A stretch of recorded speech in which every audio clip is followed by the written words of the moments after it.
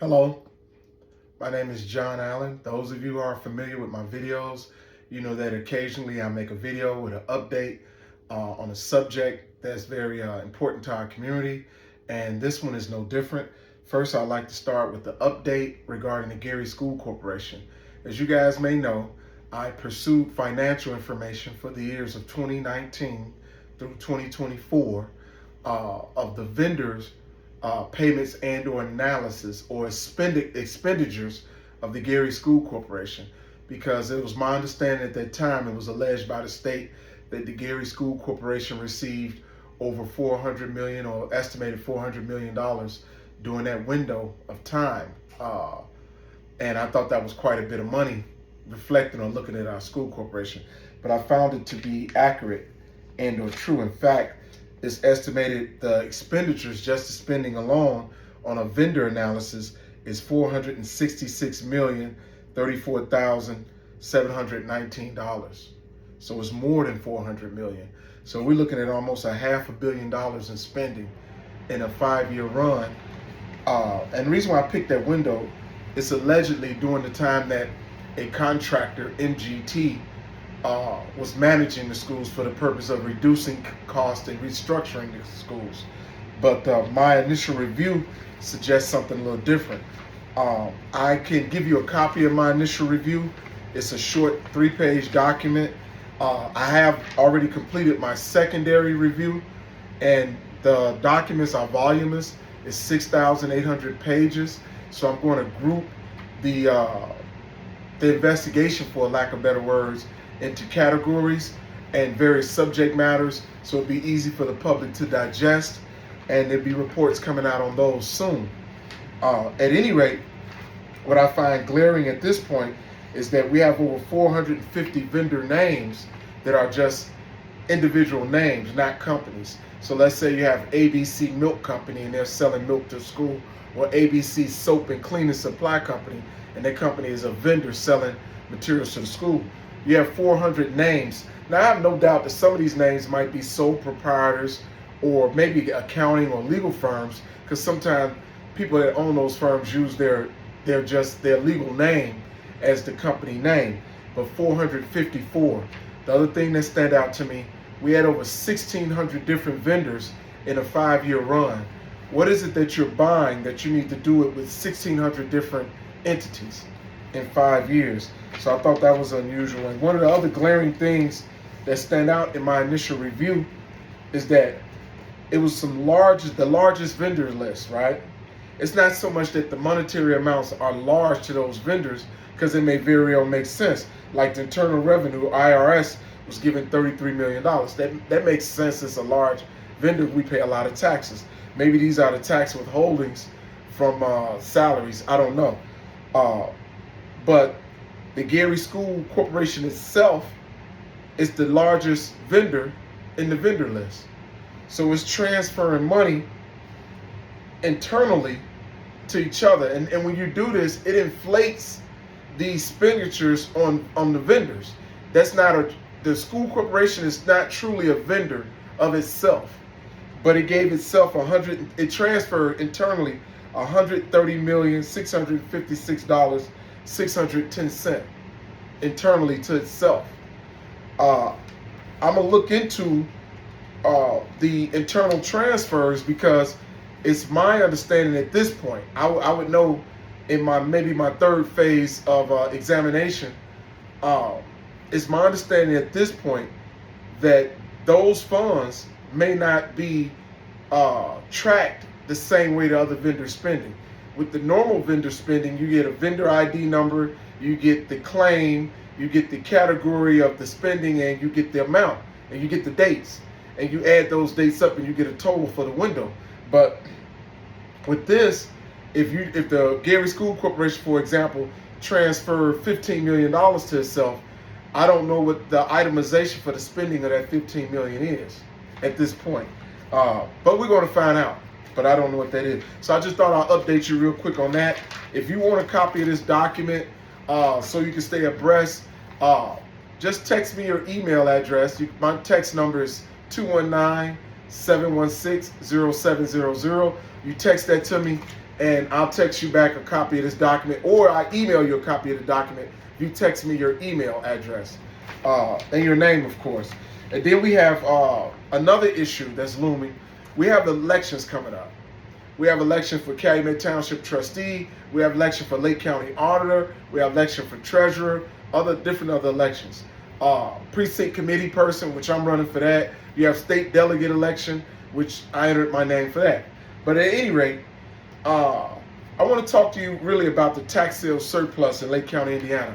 I drafted a simple sheet that explains what this is in detail, and it has graphs to show a flow chart. It has a flow chart to show how this is done, right? And basically, just those who don't know, you have property taxes become delinquent. It becomes delinquent enough to enter the county tax sale. A winning bid is collected. Delinquent taxes are paid from that winning bid, and surplus may be created. So let's say I owe $5,000 to the county in delinquent taxes, and my debt is auctioned off, because you're auctioning off debt, so the county can recoup that money and use it because it's missing from its collection, right? And your municipality get a share of that too. So for example, if I had a $3,000 tax bill, property tax bill, $1,400 of it go to our schools. So this is important, right? So if it's a surplus created, meaning that I owe $5,000, but my tax certificate was bidded up by 2 bidders to $25,000. That means it's a $20,000 surplus. Right now, the way this works is the owner claims that surplus within 3 years, right? If unclaimed, it goes to the general fund of the county. That's not right. That's unconstitutional, says the Supreme Court of the United States recently in a ruling. And it's never been right. It's always been unconstitutional, because basically what drove that bid up is the perceived value or the actual equity in the delinquent person's property. So the county should not be allowed to take no more than what's owed to them. So if my debt is $5,000 and it's liquidated in a public auction and it yields $30,000, I should get the $25,000 without asking. I shouldn't have to apply an application with a deadline that I can forfeit something that by law always belonged to me. You know, so how can I forfeit something that belongs to me? So you put a shot clock on how you're going to give me something I already own that you never owned or had right or claim to. So that's basically a taking without just compensation. The Supreme Court articulated this as equity theft. And the reason why this is so important to Gary, it's happening to Gary, it's been happening for years in mass numbers. And if someone wants to be the auditor, someone wants to be your treasurer, particularly if someone wants to be your Lake County council member, I don't care who it is you're voting for, if they want to stay the incumbent and be retained, you need to ask them, do they support ending this practice? And do they support the repeal or change of this statute?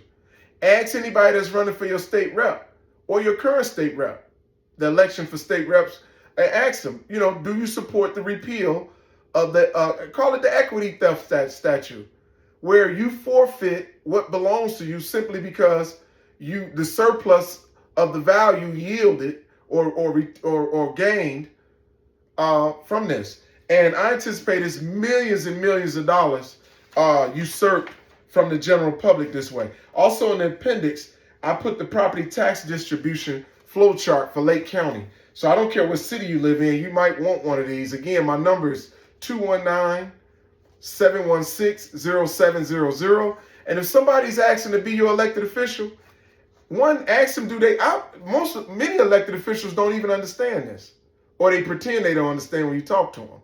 But we wonder why we're poor. This is one of the contributing factors that we can end poverty. So the auditor, I'm going to tell you this real quick. The auditor we have now haven't been to work in over a year. They never come to work. In fact, it's musical chairs played between the current treasurer and the auditor. We have one of the offices have term limits. And what they do when they reach the term limit, they just switch seats. And nobody says nothing about this. And basically, they're really not running those offices. The political hierarchy, key figures in the political hierarchy is dictating what goes on in those offices, not the people we are electing. That's technically voter suppression. and they're conspirators, they're co-conspirators in the conspiracy and overall civil rights conspiracy to carry out voter suppression against us. And we're made to believe that we're voting and we're having a choice, but we really don't. It's one entity acting as a cohesive group in tow and conspiracy with one another to control our government, and they're giving us the illusion that we're having choices, and we're not. And all of them, they carry out these policies that are adverse to us all, no matter our party, position, gender, race, whatever. So anyway, so the property taxes are collected by the treasurer. The county auditor calculates the distribution. The auditor authorizes disbursement. And the disbursement go to schools, cities and towns, county government, then libraries and districts. And when they say districts, we mean taxing districts.